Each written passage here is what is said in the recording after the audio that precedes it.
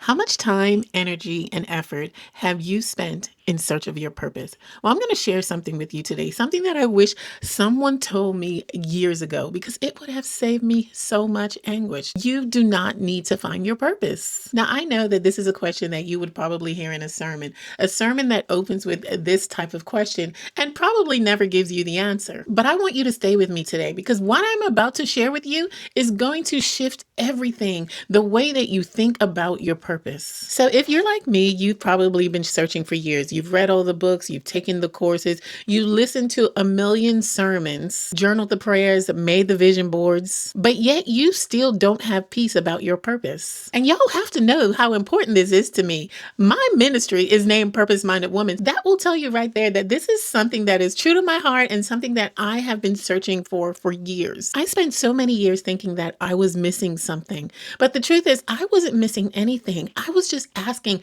the wrong questions. And when you begin to ask the right questions, you get better answers. For so much of my life, I was asking God, what is my purpose? What is it that you want me to do? When the question that I should have been asking is, God, what is my assignment for this season of my life that I'm in? Listen, those aren't the same question. And the difference between them is why so many purpose-driven women find themselves stuck. I know you love God. I know you're trying to live for Him. And I also know that you're called, gifted, talented, and capable. Because I'm that too. But not knowing the difference of these two questions is the thing that keeps purpose-driven women stuck in a cycle of chaos and confusion year after year. So today I'm going to settle it for you, just like I settled it for myself. We're going to talk about what purpose really is, and I'm going to show you why you're not confused about your purpose at all, and show you how the thing that you're actually confused about is your assignment. But before we get into it, I want to share with you a little bit about me and my journey, because this isn't just some random teaching that I came up. This is a journey that I've actually lived through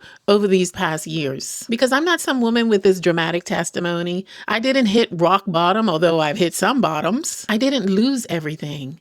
I'm a wife of 20 plus years, a mom to 3. I own 2 businesses. And at heart, I'm a church girl who just wants to live her life in obedience to God. But here's the thing. I know the word, but my life was still exhausted. And it wasn't because I felt like my life was falling apart. I always felt like it was just never coming together. So I did what most people do, read the books, attended the conferences, jumped into leadership, into church, set goals at the beginning of the year for every area of my life because I was determined to finally get it right, to finally live the life and be the woman that God had called me to be. But the truth was, overwhelmed became my default. And I wasn't just overwhelmed with my schedule, I was overwhelmed with my entire life. I found myself in this cycle of constantly trying to fix myself, constantly trying to get every area of my life in order at the same time, constantly feeling like no matter what I did, the peace that I was searching for, that I desired, was always just out of reach. And the hardest part is my life actually looked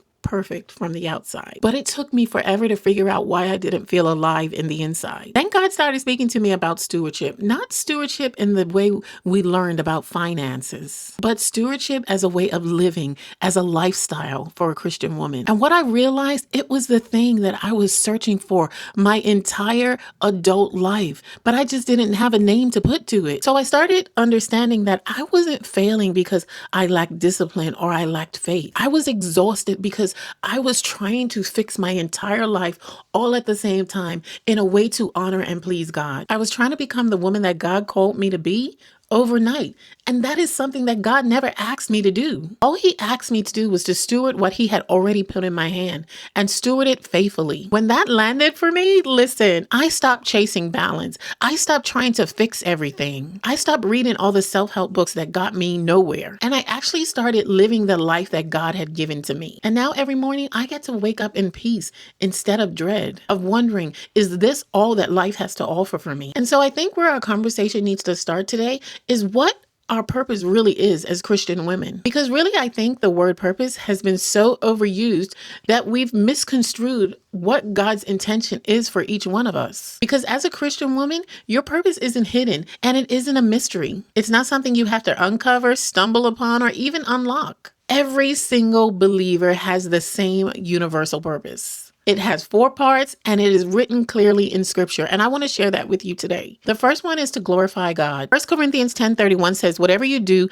all to the glory of God. That's it. That's the foundation. Everything you do is an act of worship. Everything you steward reflects God's glory, or it doesn't. Your second purpose is to steward what God has entrusted to you. 1 Corinthians 4:2 says, it is required in stewards that one be found faithful. Your time, your gifts, your callings, your talents, all of it. It all belongs to God, and He has entrusted you to manage it faithfully. Purpose number 3, love God and love His people. Matthew 22:37-39 says, Jesus said, these are the greatest commandments. Listen, these commandments aren't optional. They're not reserved for a certain kind of people with a certain type of calling. They are the purpose of every single believer. And the last purpose is to spread the gospel and make disciples. Matthew 28:19 and 20 talks about the Great Commission. Go, teach, baptize, make disciples. This is your purpose. That's it. That's your universal purpose as a Christian woman. It's not a mystery. It's already been given to you. So if you've been confused about what your purpose is, you shouldn't be confused anymore, because it's never been a mystery. We've just confused ourselves, because what you're actually searching for isn't your purpose. You're searching for your assignment. So here's the distinction that I want you to understand. Your universal purpose as a believer never changes. It doesn't change because of your gifts. It doesn't change because of your calling. And it doesn't change depending upon the seasons of your life. Your unique assignment, however, is how God specifically calls you to live out those 4 purposes. The people you serve, the gifts you use, how you walk and show up in life. And listen, when you understand this, it becomes so freeing. Ephesians 2:10 says, we are His workmanship, created in Jesus Christ for good works, which God prepared beforehand that we should walk in them. Good works, plural. Good works, plural. Prepared beforehand that you should walk in it. That's your assignment. God prepared specific work for you to actually walk in a particular season with certain people using your gifts. But here's the thing that most people miss about assignments. They actually change. You might be called to lead in one season and rest in another season, and that's okay. Called to build in one season and sustain in another. Called to mentor in one chapter and step back in another. Ecclesiastes 3:1 says, to everything there is a season, a time for every purpose under heaven. Your assignment is seasonal, but your purpose is eternal. When you confuse the two and try to hold on to an assignment that God has already released you from, or chase an assignment that belongs to someone else, that becomes the source of your confusion. And that's why you end up feeling lost and stuck. Galatians 6:4-5 speaks directly to this. It says, but let each one examine his own work, and then he will have rejoicing in himself alone and not in another. For each one shall bear his own load. Listen, you're not supposed to carry her assignment. You're not supposed to compare your assignment to her assignment. You're supposed to steward your own assignment and calling. Now, I'm not going to leave you hanging. I'm going to give you practical steps to do this. Some of the steps that I went through in my own life to stop chasing that single one purpose that I thought that was going to give me the peace in my life that I wanted. So I'm going to offer you 5 questions today. The first one is, what has God already placed in your hands? Not what you wish He had given you. What is actually in your hands right now? Your gifts, your resources, your relationships, because that is often where your assignment lives. Question 2, who has God placed in my path? Your assignment is almost always attached to specific people. Who keeps showing up for you? Who are you burdened for? Who does your obedience serve? Question 3, what burdens has God given to you? What breaks your heart? What problems do you keep coming back to? Burden is often one of the clearest indications of your assignment. My assignment is to teach women how to steward their time, their gifts, and calling in obedience to God. It is one of the things that I have been chasing after purpose, chasing after pleasing God, doing what He called me to do.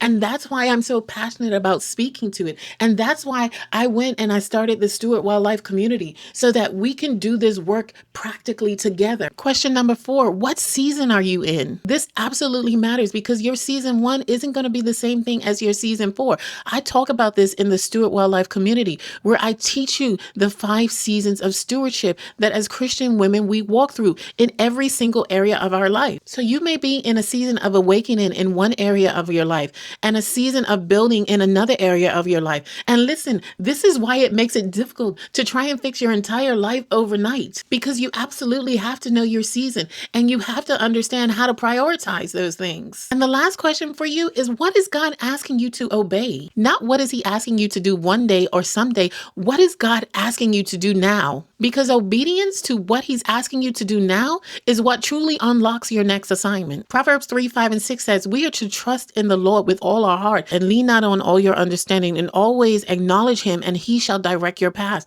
He is already directing you. The question is, are you paying attention and will you make a choice to obey? If you've been feeling like you're lost and in search of your purpose, I hope that this helped you today, because you have a purpose. Every believer does. And the confusion and the frustration that you think you're feeling about your purpose isn't about your purpose. It's about your assignment. And that's actually a question that you can take to God and get answers for. I've created a resource specifically to help you do this. It's called Align and Submit. It's a guided framework that walks you through exactly how to acknowledge your identity in Christ, listen for God's voice when you're out of alignment, and then give your plans to God so that he nurtures them daily as you begin to walk in obedience. It's free and the link is going to be in the description. If you're looking for a community of Christian women who are practicing stewardship daily in a discipleship and coaching community, you can check out the Steward Wild Life community at the link below in the description. If this video served you, share it with a friend that you know has been in search of purpose. And I'll see you in the next one.